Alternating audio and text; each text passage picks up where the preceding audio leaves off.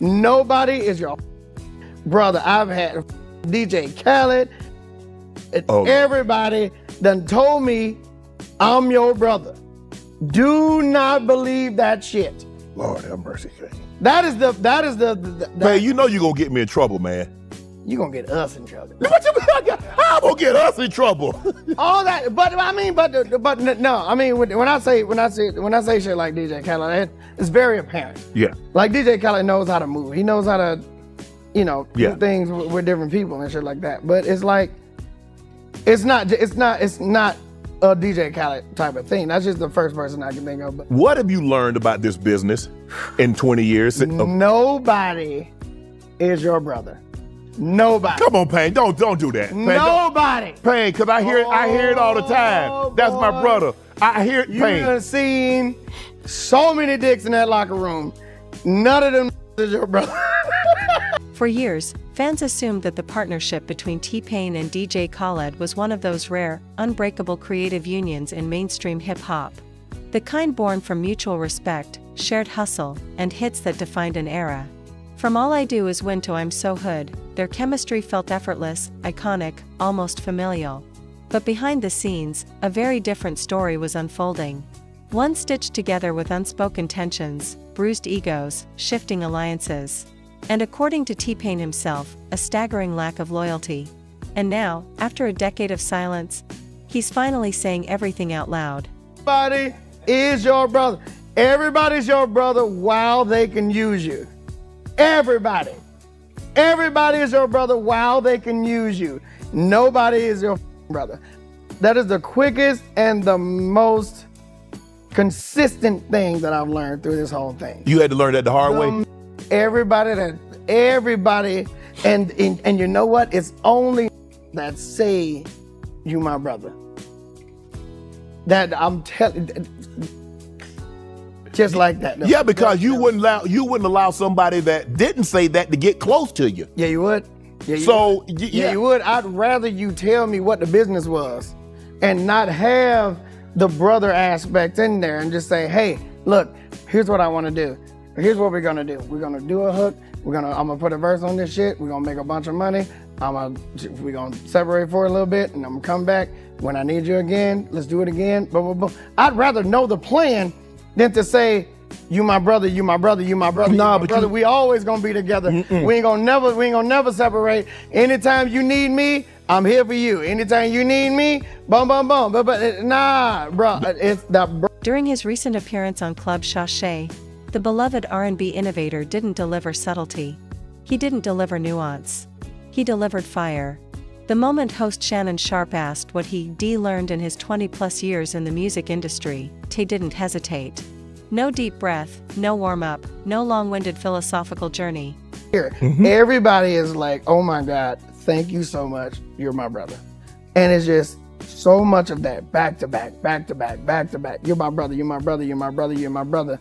And then none of that shit was reciprocated. None of that shit came back. None of that shit meant anything. When people tell you how much you mean to them, don't grab onto that. When people tell you how much they can mean to you in return, that's the shit you gravitate toward. Instead, he cut straight to the core. Nobody is your brother. Nobody, he declared, leaning forward with the kind of conviction that comes from wounds long ignored but never healed. Everybody's your brother while they can use you.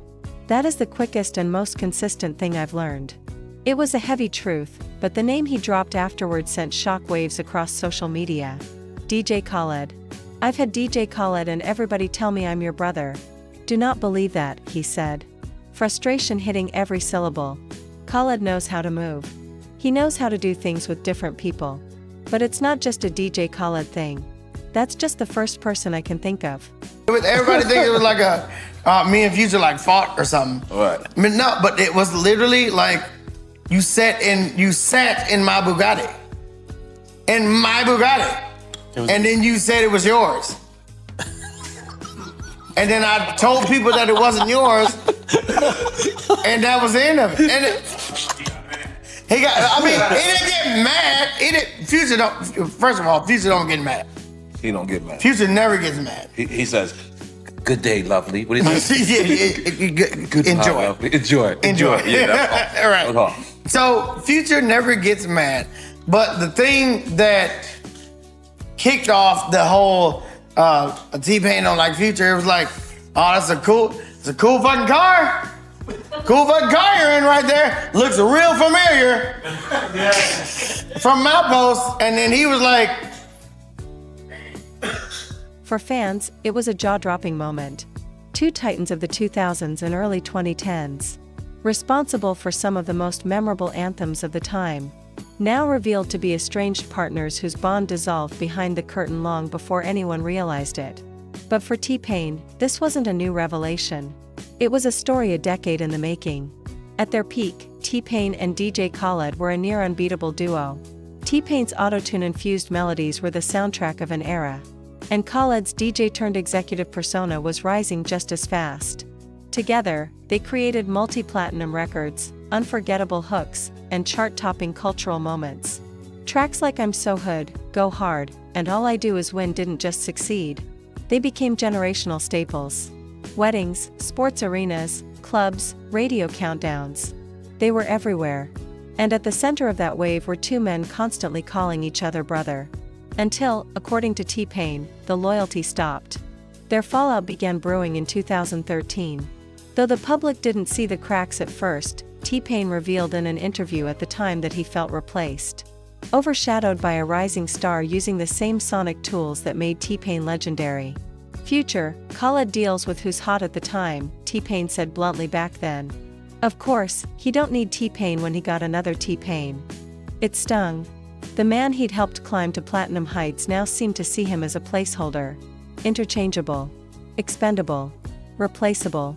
And that, according to T-Pain, was when he realized that brotherhood in the industry often comes with an expiration date. What followed was a string of miscommunications and misunderstandings that only deepened the divide. Things reached a boiling point over one unexpected flashpoint. Ace Hood's hit Bugatti. T-Pain posted what many believed was a subliminal diss toward Future. A move that instantly turned heads and sent waves through the industry. But in T-Pain's telling, it wasn't Future who reacted. It was Khaled. During his 2021 interview on Drink Champs, T-Pain said Khaled confronted him angrily. "That's what you're doing," Khaled said. T-Pain explained he felt blindsided. Khaled accused him of using his artist, Future, in a smear campaign. T-Pain insisted it wasn't calculated. But Khaled pushed back so intensely that T-Pain found himself torn. Torn between defending his point and protecting their professional relationship. "I looked back at the video and I was like, okay, I don't have a rebuttal for this," T-Pain admitted. "I was like the worst friend ever." Khaled demanded that he take the post down. And T-Pain did. A culture where brother is currency. Used, traded, and discarded when convenient. "You got to think about how many people I've helped throughout their career," he said. "Everybody's like, thank you so much. You're my brother." And then none of that was reciprocated. His voice cracked. Not with sadness, but with anger diluted by years of acceptance. "When people tell you how much you mean to them, don't grab onto that," he warned. "When people tell you how much they can mean to you in return, that's the you gravitate towards." It was a masterclass in industry survival. Told by an artist who's lived both the heights of stardom and the bitter loneliness that sometimes follows it. And for those wondering whether the rift is truly permanent, T-Pain's final point was as clear as daylight. As T-Pain's interview began going viral, DJ Khaled was spotted by paparazzi doing what he does best. Promoting his next major album rollout. But one thing was impossible to ignore. T-Pain's name was nowhere near the track list. Another Khaled album. Another set of features. Another round of We the Best energy. And once again, no T-Pain. For fans, the absence spoke louder than words. For T-Pain, it was confirmation of something he already knew. The brotherhood died long ago. And the industry moved on without so much as a moment of reflection. Khaled hasn't publicly responded to T-Pain's comments. But his silence, combined with T-Pain's sharp candor, paints its own story. One of two former collaborators who shaped a musical generation. Yet now stands apart. With his Club Shay Shaw appearance, T-Pain didn't just share an anecdote. He opened a vault full of hurt pride, broken expectations, shifting alliances, and a painful realization that the relationships we think are built on loyalty may actually be built on convenience. Not every partnership survives the pressure of fame. Not every friendship is built for longevity. Sometimes the bonds that feel strongest in the moment are the ones that break the loudest later on. T-Pain and DJ Khaled were a powerhouse duo. But time, ego, and miscommunication can fracture even the most formidable creative partnerships. And now T-Pain is done staying quiet. Nobody is your brother. For a man who helped define an era of hip-hop hooks, it might be the realest line he's ever delivered.